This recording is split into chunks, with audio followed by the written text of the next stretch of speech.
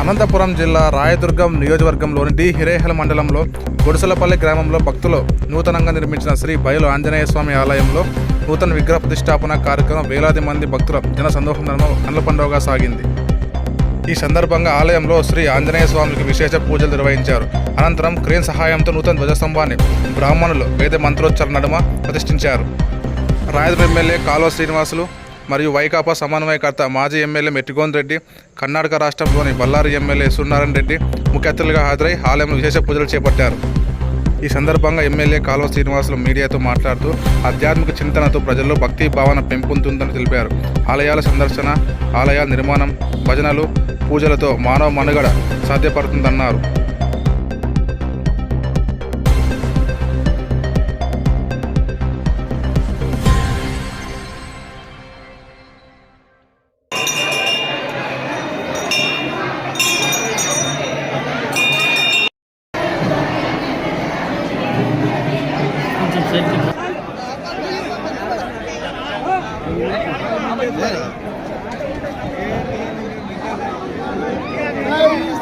జై శ్రీరామ్, జై శ్రీరామ్.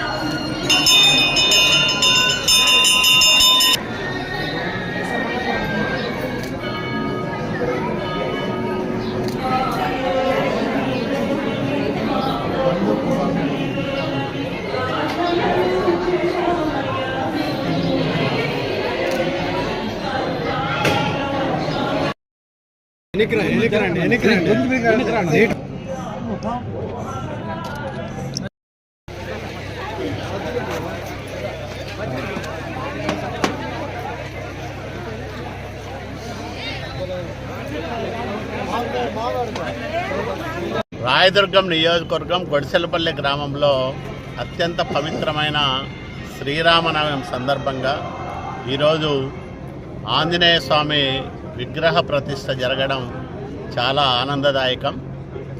గుడిసెలపల్లి గ్రామంలో నూతనంగా నిర్మించిన ఆంజనేయ స్వామి ఆలయంలో విగ్రహ ప్రతిష్టాపన కార్యక్రమంలో వేలాది మంది భక్తులు పాల్గొని వారి భక్తి ప్రపత్తులతో స్వామిని కొలవడం జరిగింది.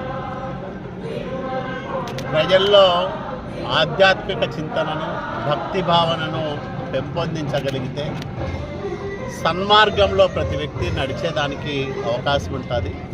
కాబట్టి ఆధునిక సమాజంలో మానవ సంబంధాలు తగ్గిపోతున్న ఈ నేపథ్యంలో ఆధ్యాత్మిక చింతనతో పాటు భక్తి భావన, సాటి మనిషి పట్ల ప్రేమాభిమానాలతో కూడిన జీవన విధానాన్ని ఈ తరానికి, భవిష్యత్ తరానికి తెలియజెప్పాల్సిన బాధ్యత పెద్దలందరిపైన ఉంటుంది. కాబట్టి ఈరోజు ఎన్డీఏ కూటమి ప్రభుత్వం నారా చంద్రబాబు నాయుడు గారి నాయకత్వంలో ఈ రాష్ట్రంలో ఇలాంటి కార్యక్రమాలను పెంచాలని, తెలుగును ఒకవైపు ప్రోత్సహిస్తూనే భక్తి భావనలు పెంపొందించడానికి అనేక కార్యక్రమాలు చేస్తూ ఉంది.